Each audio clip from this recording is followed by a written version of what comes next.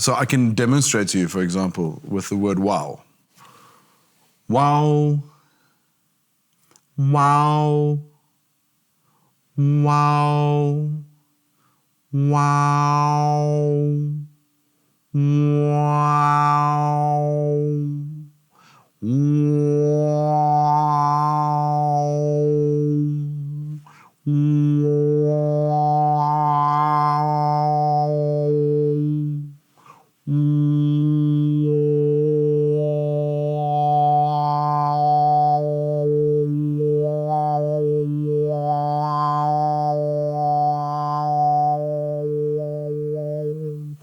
Wow. Wow. That's just wow. Fantastic. You know what I mean?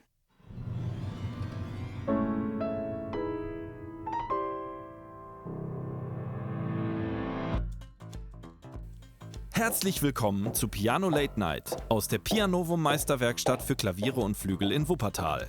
Und hier ist Ihre Gastgeberin, Mariko Sudo.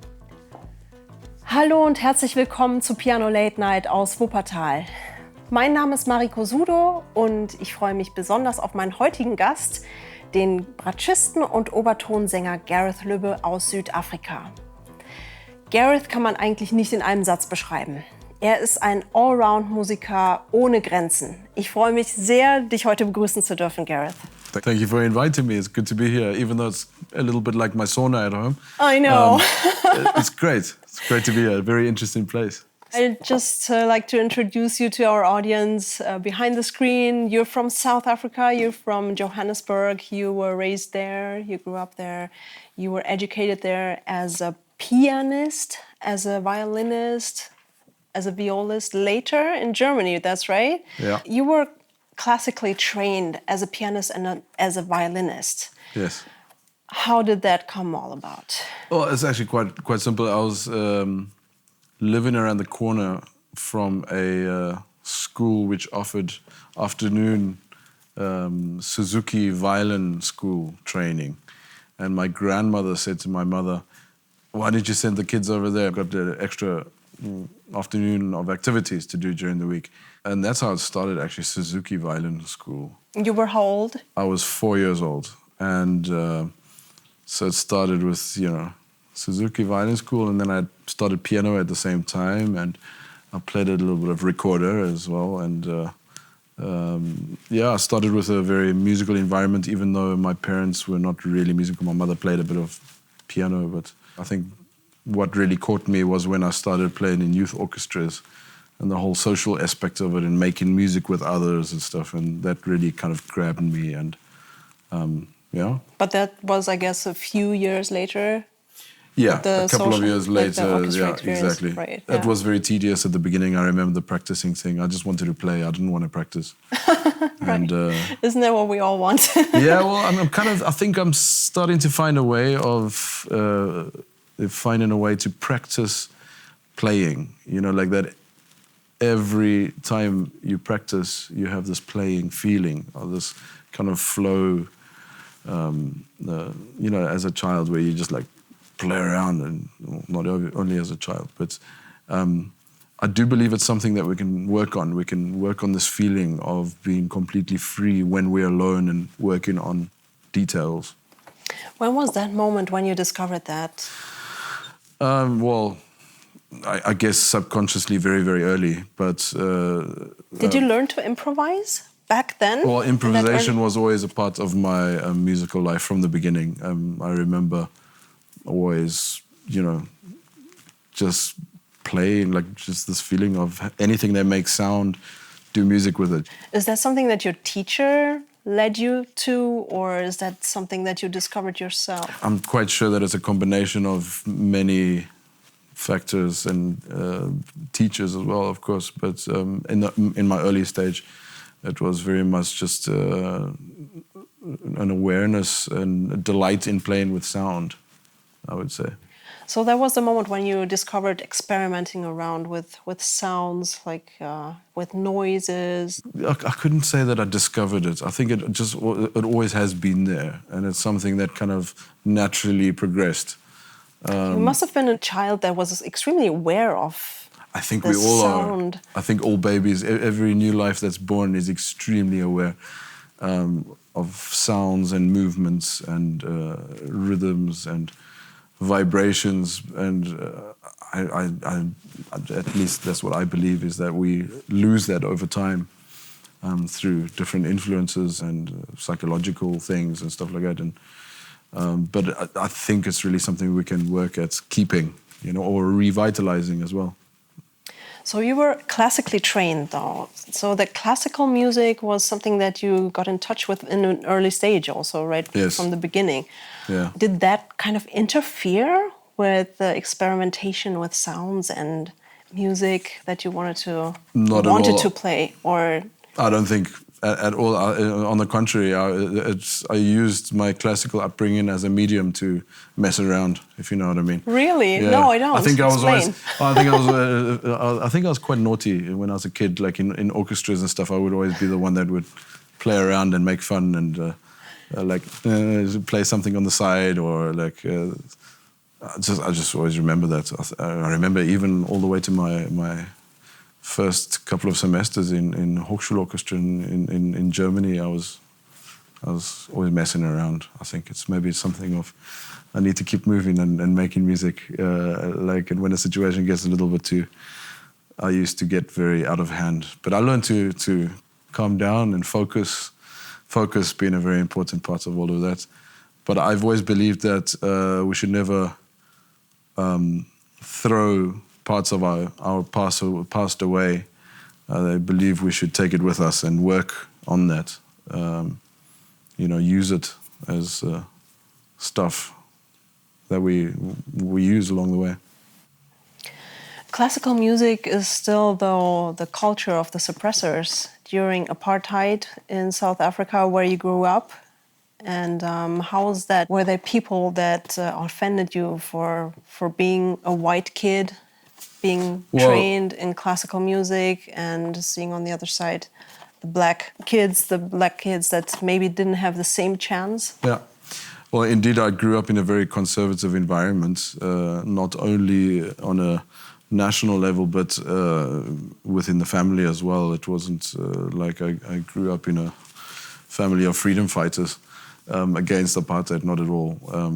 The majority of the white population kind of accepted apartheid, the system, and used the benefits of it, cheap labor and stuff like that. And that's a kind of environment that was normal for me when I was a kid.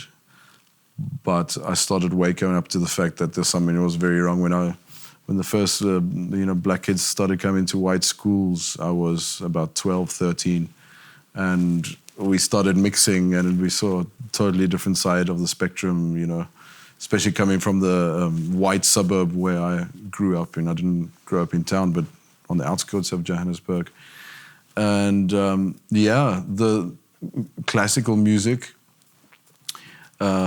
is a European culture, and it's, like you say, it's the culture of the oppressors. There are also a lot of sides of classical culture, classical music and classical arts that have shaped and influenced the South Africa of today. But the problem is that we disrespected the African people for such a long time, for so many generations.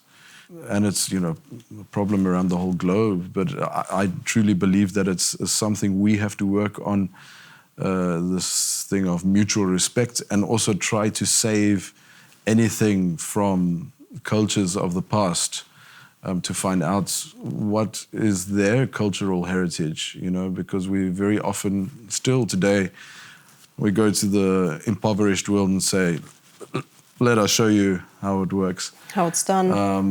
I think it's maybe time to sit back a little bit, be proud of our culture, the European culture, because it is great, no doubt about it. And I think it's also fantastic that there's programs all over the place educating youngsters, giving them classical music, because it's a great medium.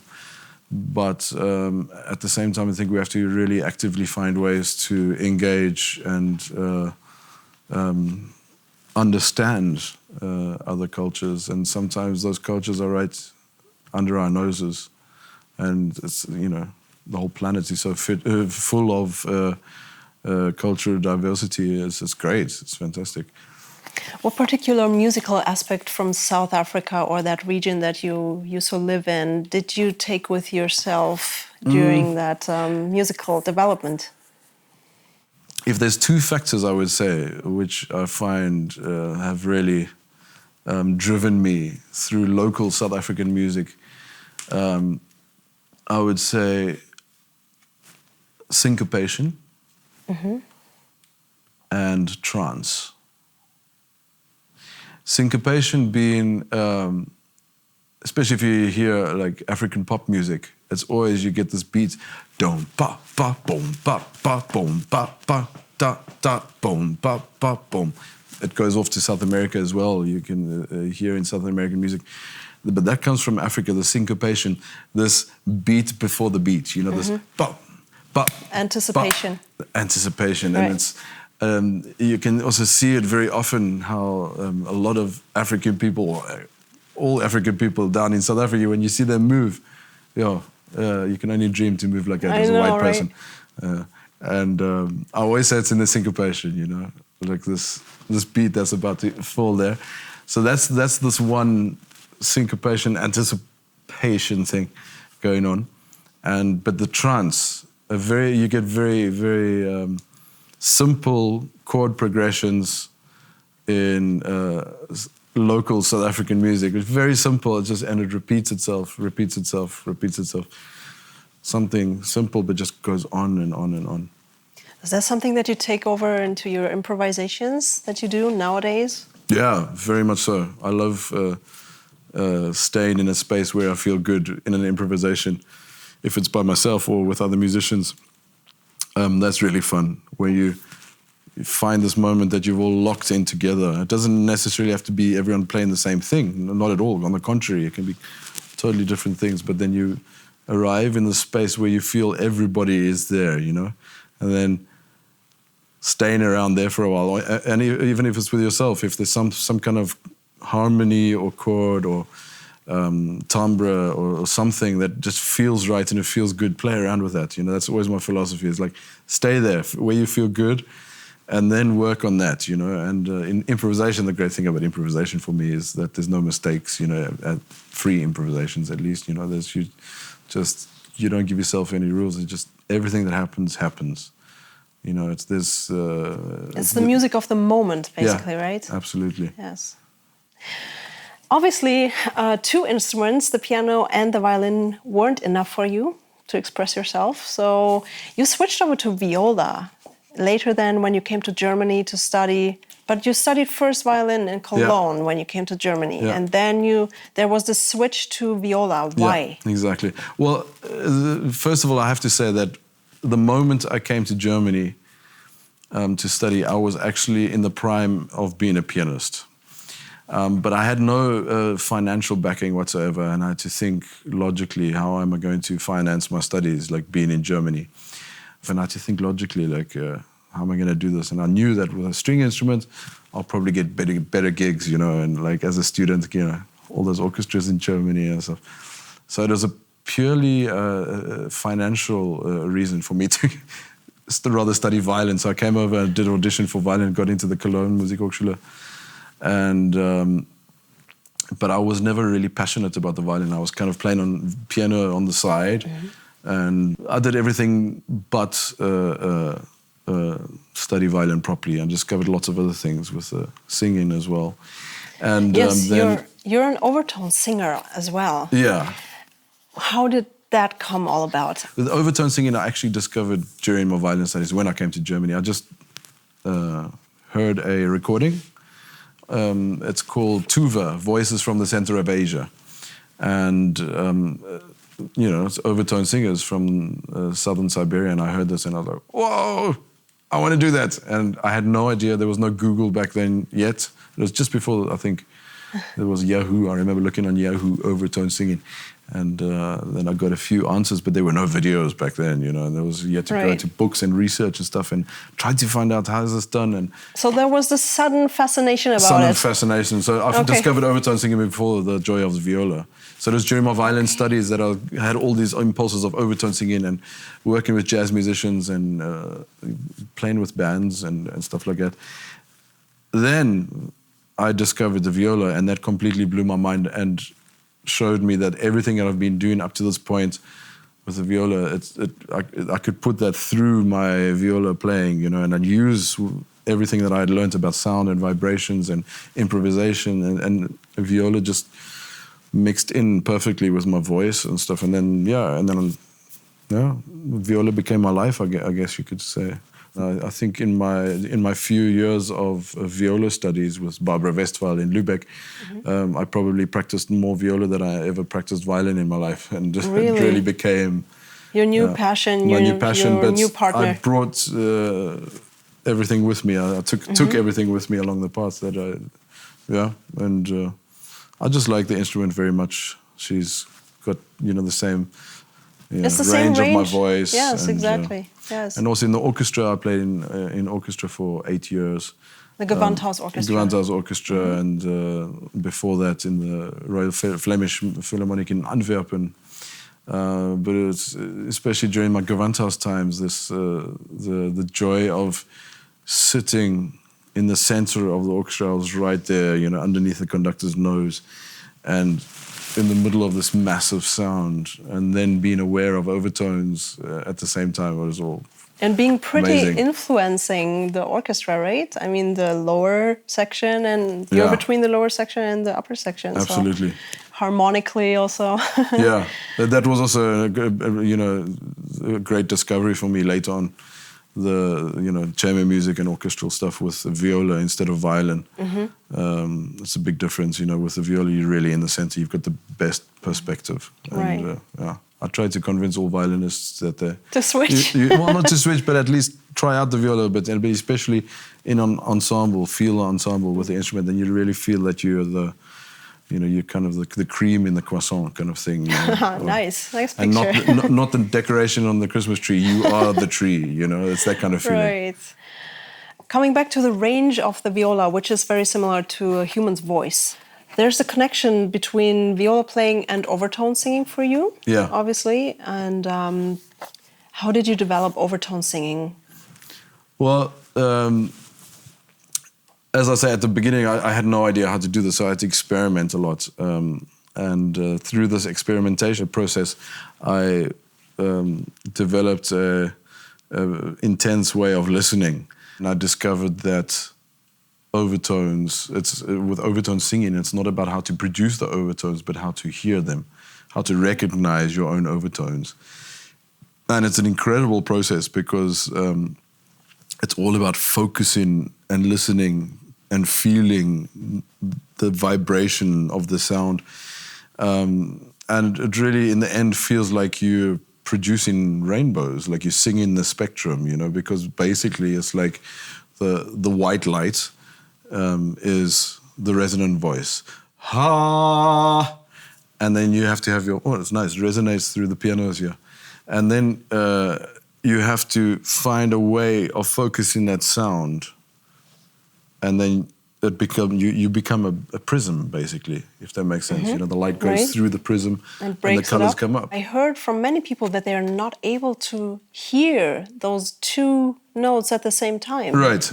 And that's a friend of mine, Wolfgang Saus, who's one of the big names in overtone singing in Germany, especially around the science of overtone singing. He went on with a group of scientists to prove that there's two types of listeners. So physically in our brains, there's the type of the people that listen to the fundamental, and there's the people that listen to the harmonics. They recognize the harmonics immediately, But there are I don't know what the percentage is, because I guess they haven't done a survey really, but they discovered that there's clearly two different types of listeners. So that would explain why many people that you've shown this to don't recognize the overtones immediately. But that can be trained, however. It's like something in the brain that can be trained, how to recognize the overtones. If I just had to show you simply with the word wow, I'll repeat wow like a mantra, and then you'll start to hear the overtones out of that, what the word wow consists of. Okay. Wow, wow, wow, wow,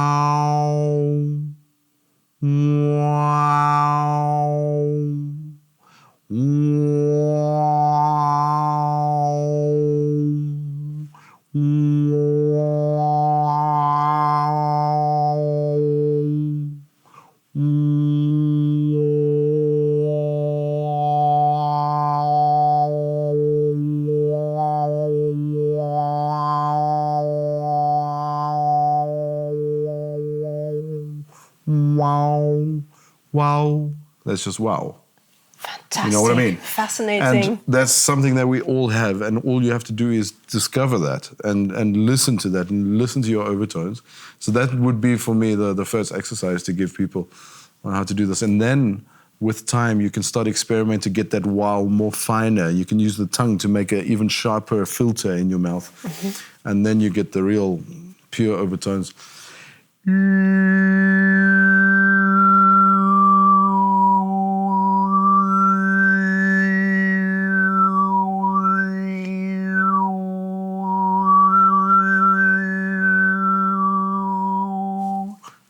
Sounds like the spectrum, like it's it like is the spectrum, colors. yeah, absolutely, Right.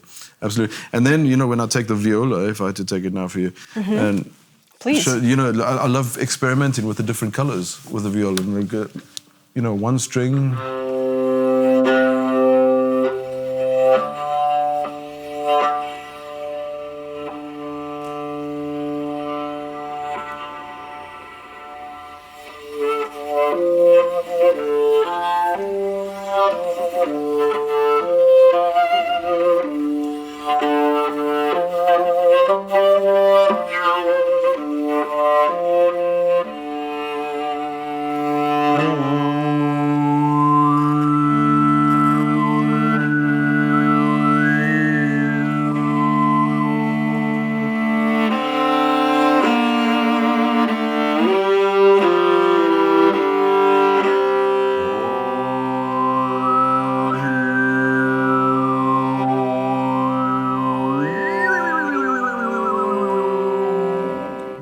That's just a little example.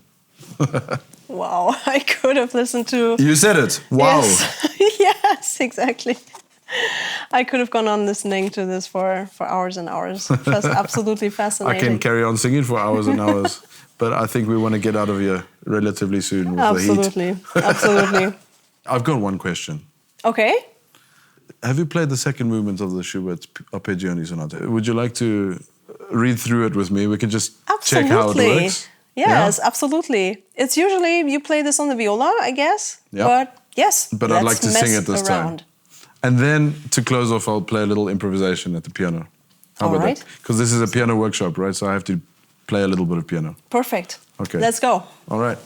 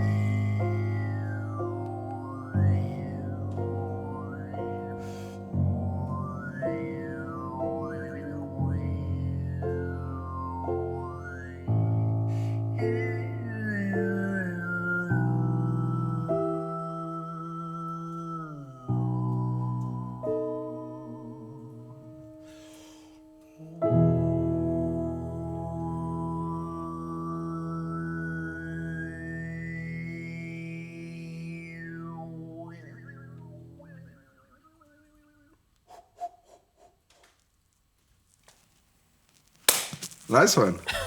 That works. We should do that more often. I think it's much better with overtone singing. No?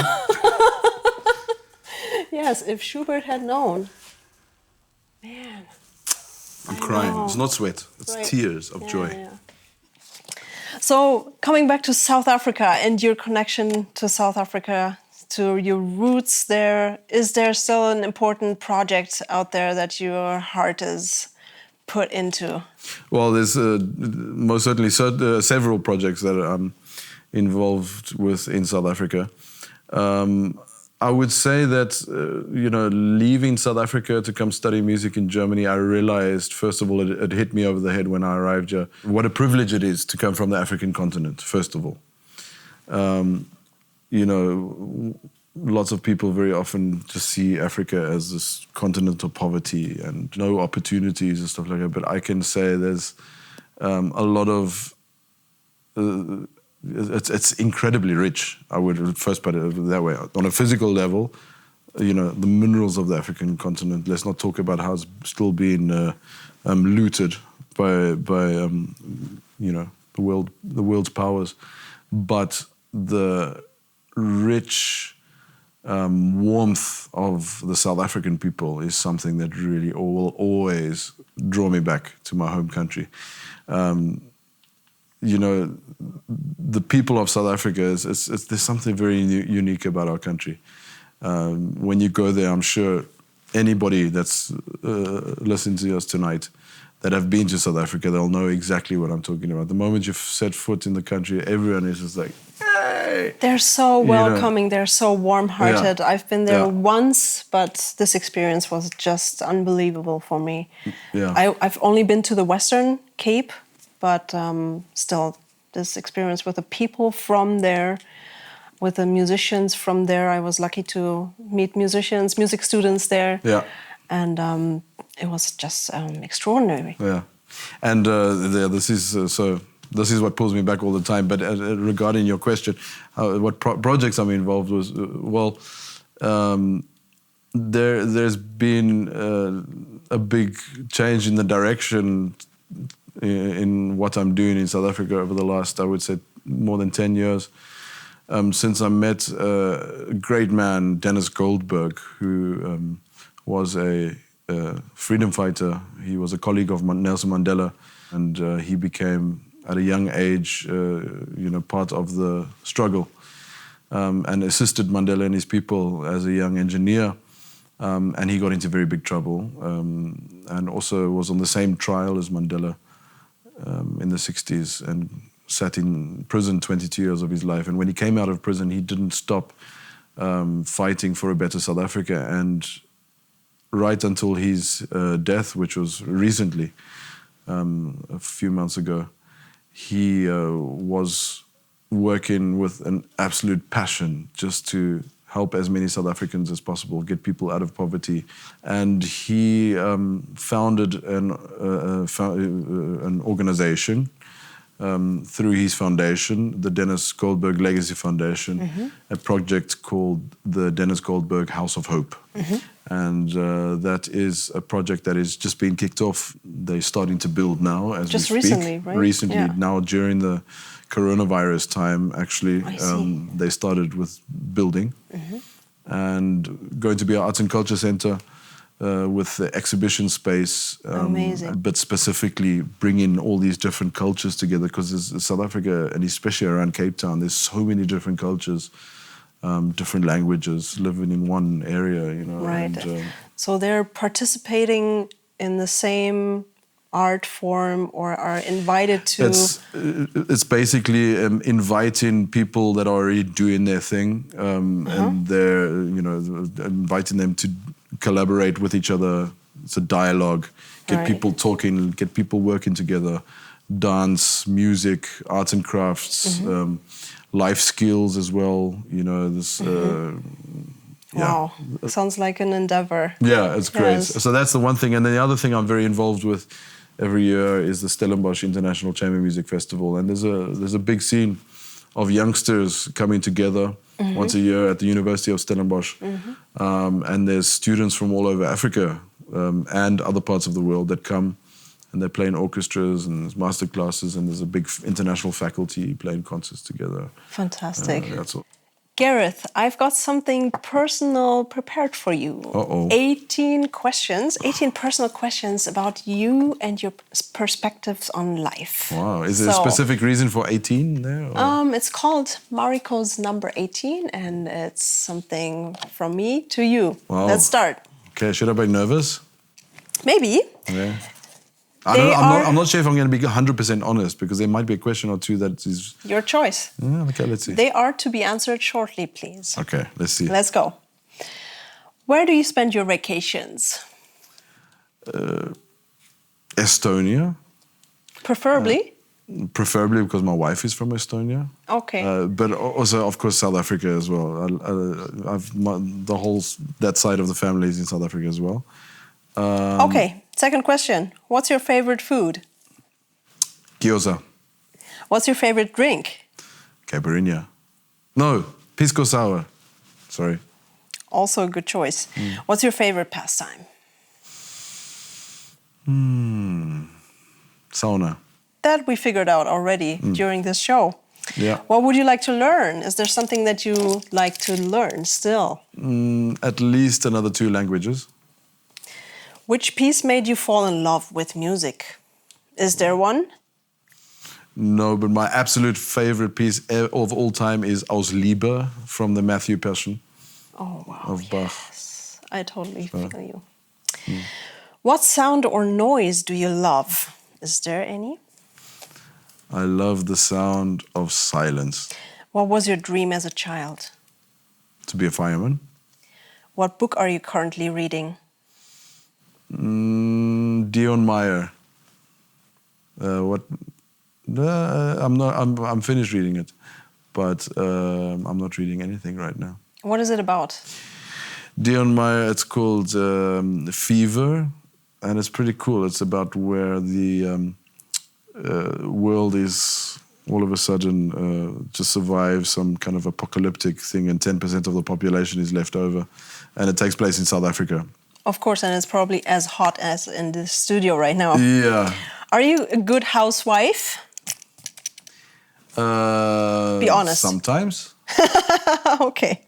Can you cook at least? I cook, yeah. What do you like to cook? When I cook, I like to cook like really fine and go really into detail, taste explosion stuff, but I need time. I'm very bad with cooking quickly. Okay. What do you do to relax after a concert? Hang out with friends or have a beer or go to bed. Who's your favorite musician of all time? Next question. Which musician or composer would you like to meet, dead or alive? Bach, definitely. Right. What do you wish for yourself, personally, currently? No wishes. Wishful, happily. I wish that everything will carry on being coordinated by the great incident, being coincidence. How did you spend the time during the Corona shutdown? Constructively. Meaning? Playing a lot of music for myself, like not for preparing a concert, but just playing. That's really one of the best things I've experienced. And also coming across the fact that I love gardening. I never spent much time gardening in my life, and it's great. I think I'll be a gardener in my next life. Does it have a meditative quality? I just love this connection with the plants, you know. It's like you get to know them like on a personal level, you know, and you see how they're growing slowly, and you really connect with these growing beings. I love it. What does the future world of performing music look like regarding the Corona pandemic? It's a good question, but I think there's definitely a lot of changes. But this whole streaming thing and online streaming concert stuff, I don't think that's going to really replace this feeling of a live concert. People will always want to be there, and you know, the artists need the audience needs the artists. We need each other, and it's but it's difficult to say how things are going to be done later on. If one thing we've all definitely had incredible chance to reset and rethink things over. Well, thank you so much for being here. And now we're going to hear some improvisations of you on the piano with Overtone Singing or without? I think I can sing it alone, Okay, for sure. Great. Fantastic. Thank you for having been here, for being on the show, and thank you for your time. It was a pleasure and an honor to have you here.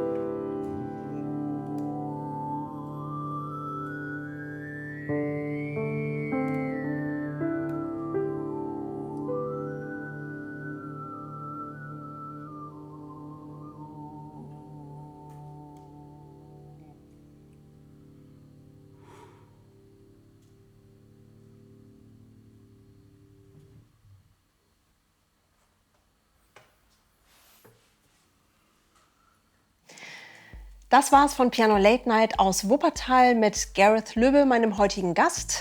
Ich hoffe, Ihnen hat das Video gefallen. Wenn das der Fall ist, unterstützen Sie uns doch mit einem kleinen Beitrag über den Link in der Videobeschreibung. Vielen Dank und schauen Sie wieder vorbei. Bis bald. Tschüss.